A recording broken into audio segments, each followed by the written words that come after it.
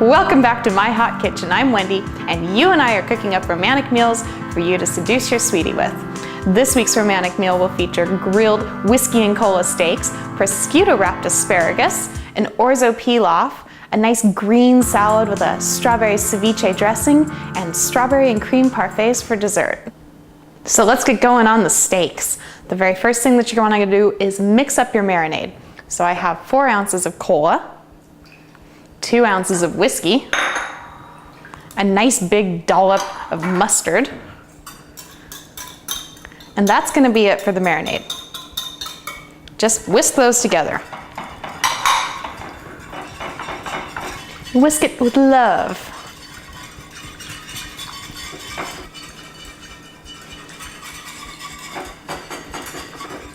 Now this marinade is well suited for a variety of steaks. It'll work with the cheap ones and the expensive ones. I've got a couple of New York steaks here that I'm working with, but you can also use top sirloin or ribeye or, well, really any type of red steak that you like, red meat that you like. I'm gonna give it a little flip here, and then once I have it in the marinade, I'm gonna crust it with peppercorns. I've got my pepper meal set here on about its coarsest setting that it'll do. And what I'm looking for is just like a nice thin layer that evenly coats the steaks. All right, and I'm just gonna press those into the steak a little bit so that they stay on there when I flip them over, and so that they stay on there when I grill them as well.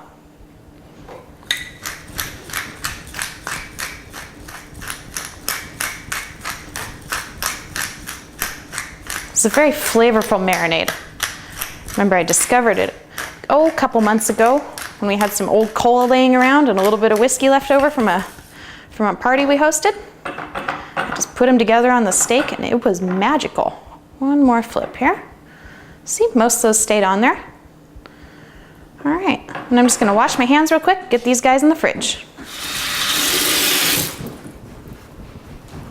Like to have safe romantic nights in around here.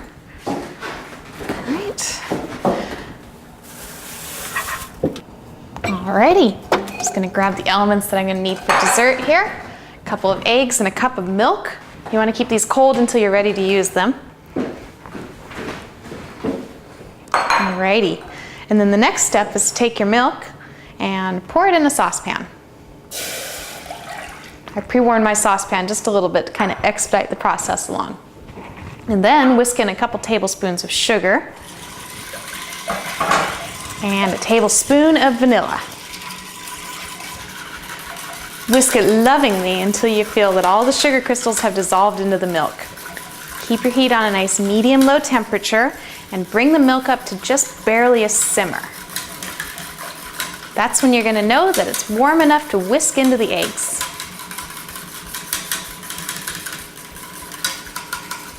Alrighty, and then it's all about the eggs right now.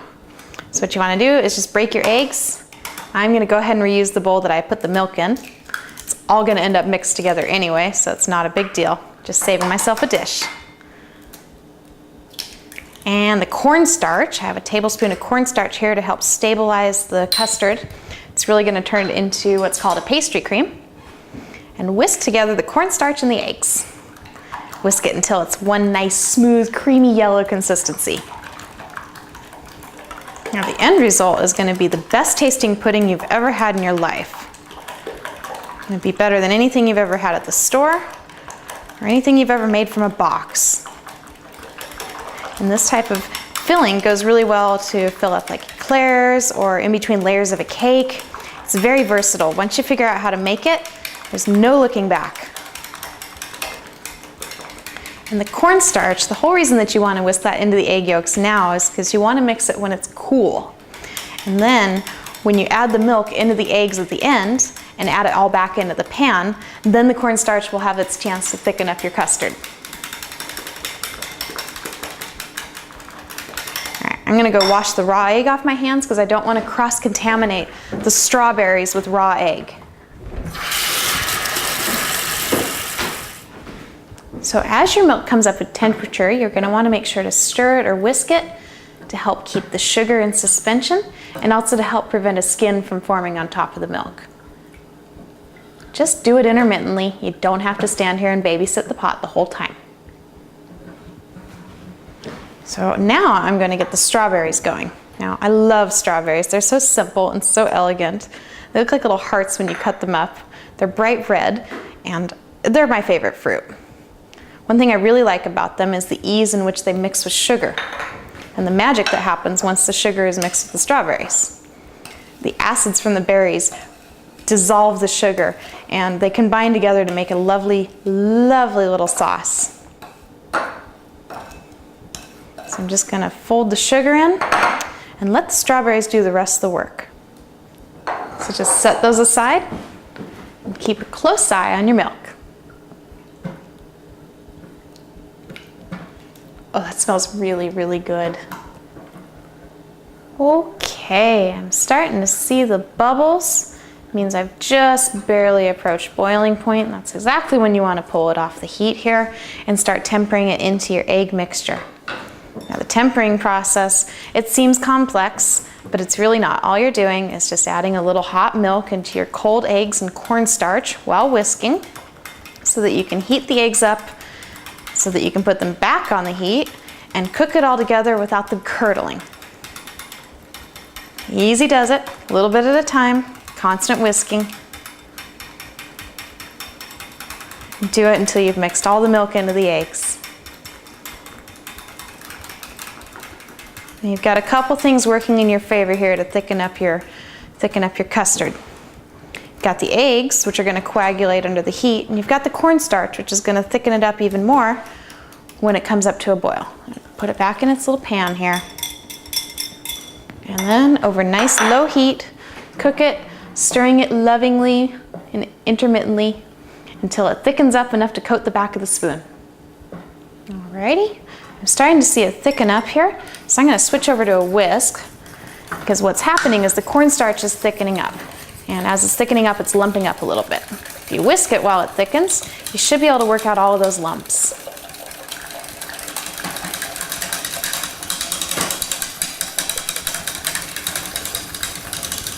It's thickening with each whisk. It's awesome. So I'm going to go ahead and pull it off the heat here and continue whisking it until I see that it's completely smooth.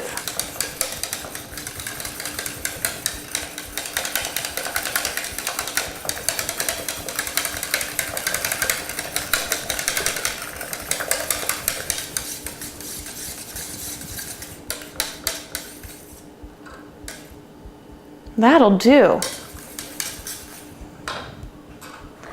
I'm just going to move that out of the way and bring on the Parfait glasses. This is a fun little take on strawberries and cream here. I'm going to layer up strawberries and cream and then eat them together and enjoy it. It's so good. Your sweetie's going to be really impressed with this.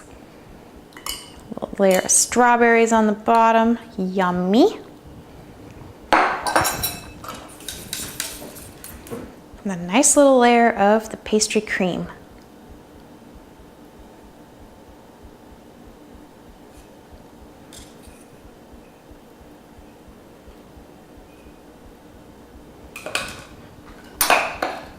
Another nice layer of strawberries. And you should see them sinking into the cream just a little bit. That is just fine.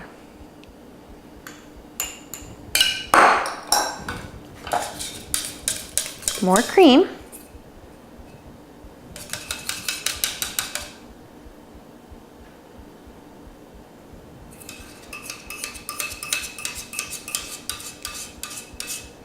And it should be just enough for two tasty looking little parfaits.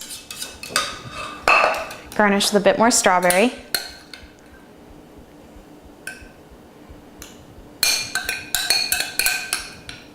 And then the final touch you'll do right before you serve it to your sweetie. A nice little dollop of whipped cream on top.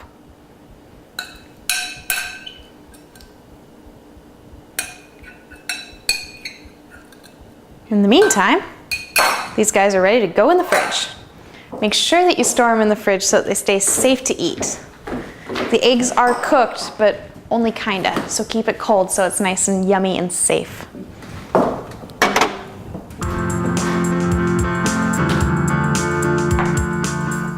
Alrighty, now it's time to talk about the salad. So I talked about a strawberry ceviche, and basically all that means is that I'm going to macerate the strawberries in vinegar and sugar and olive oil and turn them into a salad dressing. So I have, a nice big handful of quartered strawberries and a couple tablespoons of sugar here.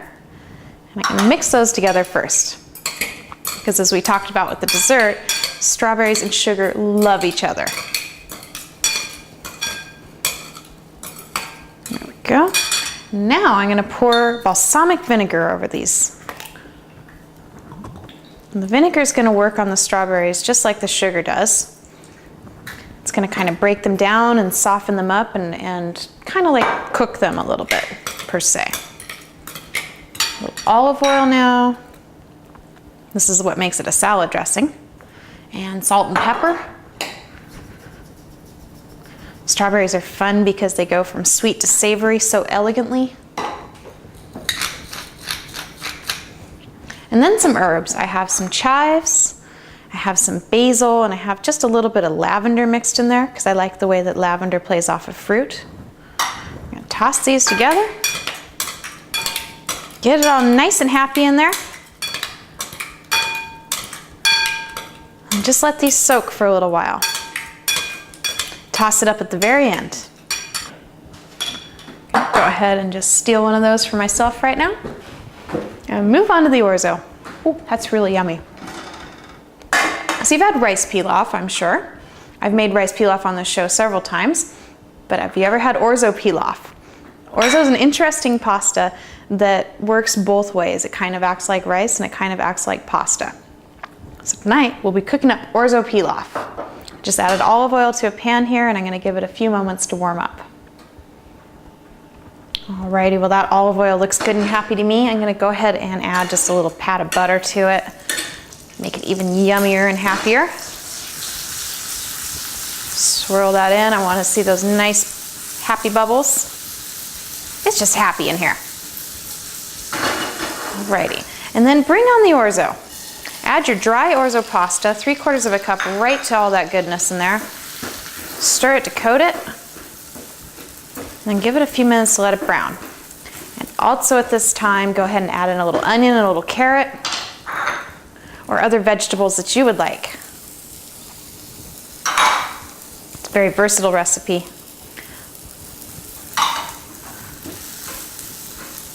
I'm just going to saute it all together until I start to see the orzo turning just barely golden brown. Well, that looks good. You can see that some of the orzos are starting to turn a little bit brown. That's just the point when you're going to want to add your liquid. I recommend about 1.5 cups of chicken stock. Pour it on in there. And then similar to rice, you're going to bring it up to a boil, drop it down to a simmer, cover it with a lid. And magically, the orzo is going to absorb most of the liquid. This is also your one shot to season it up, so go ahead and add your salt and your pepper and whatever sorts of seasonings make you really happy. And call it good.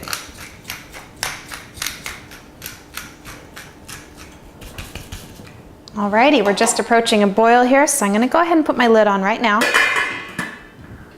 I'll keep a close eye on it.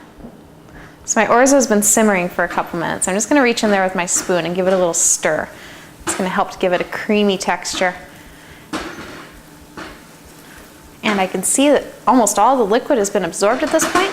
So I'm going to take it off the heat so that it doesn't get dry. And then I'm going to give it a little taste. That is really, really good. All right, on to the asparagus. So I'm gonna bring my cutting board over here so I have a nice surface to work with. And here's my asparagus, my prosciutto. So I keep my asparagus in water, just like I would a bouquet of flowers, until I'm ready to use it. That helps keep it nice and fresh. And since I'm gonna be grilling it, it helps keep it hydrated and moist while it's grilling. Now I'm gonna sort out this asparagus so that I have matching lengths. I'm gonna work in groups of 2 and 3 depending on the thickness. And this asparagus was just picked this morning at our local farm. So it's extra special, fresh, and delicious. There we go. Alrighty, that should do the trick right there. Now I'm going to take my prosciutto and I'm going to tear it or actually I will cut it into long thin strips, and I'm just going to wrap it around the asparagus.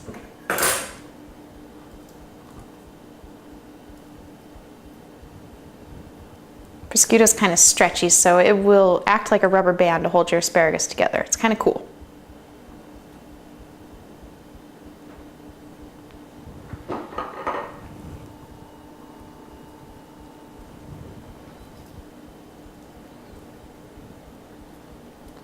Now you may have seen some people do this with bacon, and I'm not such a fan of that technique because I find that the bacon doesn't always cook all the way through, and I don't know about you, but I don't like serving my sweetie raw meat. So the prosciutto has been cured and it's edible in its form that it's packaged in. So it's perfect for this. It imparts the flavor like bacon would, but with no risk of raw meat.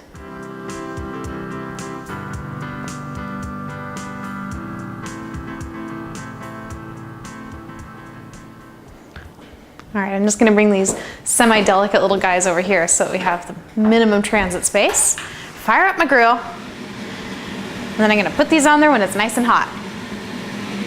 Oh yeah, it feels good and hot now. All right, let's pop these babies on the grill. Since these are so long, I guess I'm gonna have to place them lengthwise. Cross them gently over the grates here. Put them on like that, that should work. Ooh, these are gonna be so, so tasty.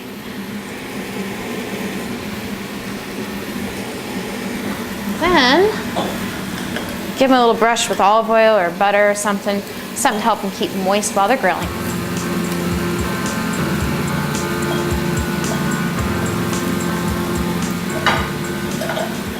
Well, those are looking outstanding. I love how the prosciutto is crisped up on them. So I'm going to gingerly pull them off the grill. I actually have a pan set aside over here. So I'm going to be keeping them in the oven for a few minutes while I cook off the steaks and toss the salad. Because I want the asparagus to be nice and warm still when we sit down to eat dinner. And the other reason is that I don't necessarily want the raw meat from the juice to cross-contaminate the asparagus.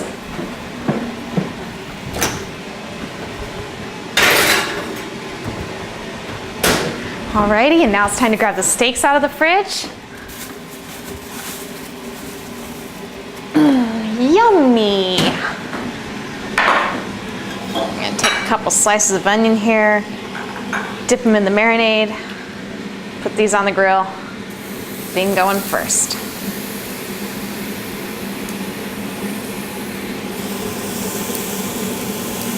And then bring on the steaks.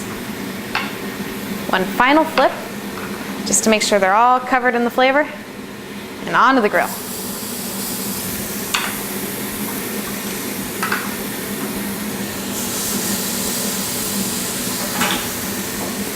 I'm gonna wash my hands. Look at those strawberries, that's fun. They've softened up quite a bit. Almost looks like they shrank down as they imparted their juices into the balsamic. So let's go ahead and toss that together with some lettuce and some chev cheese, or feta or blue cheese would be really good in this recipe too, and croutons.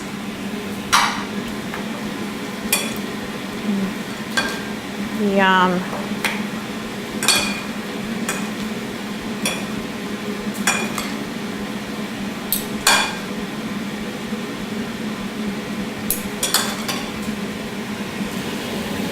Go ahead and flip these little onions here. Just be a nice little garnish for the steak.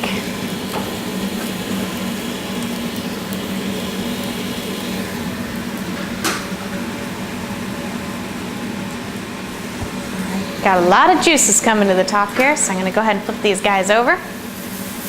Yum. Wow, that looks really good.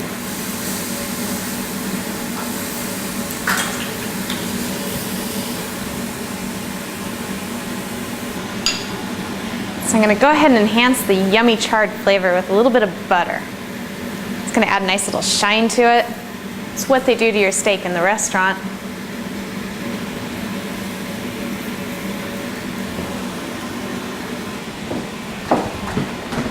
Get the asparagus out of the oven because the steaks are almost done.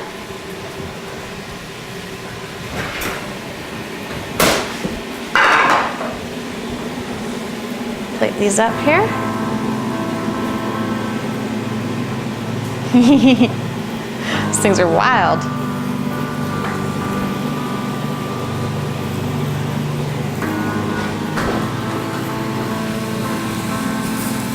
Steaks feel good to me. I like them about medium rare.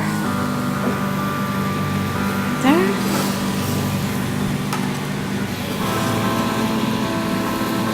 Little onion action on top.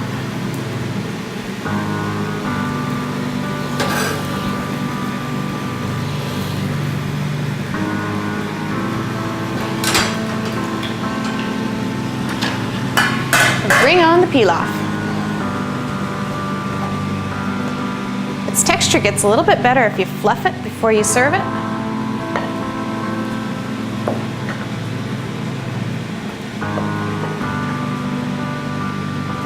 Now doesn't that look good? It's ready to go on the table.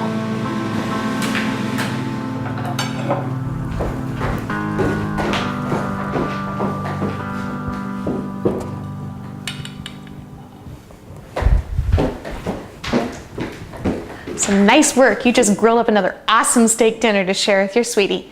Pair this up with a nice rich red wine like a Merlot or a Cabernet Sauvignon or a whiskey and cola and call in your sweetie. Goodbye.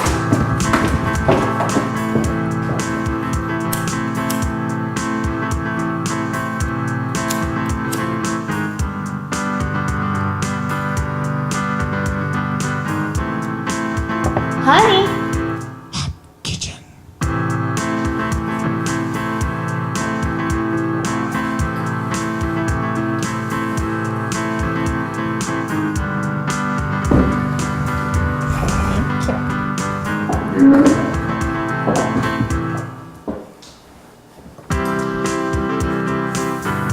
Wow, this looks so good. Hey.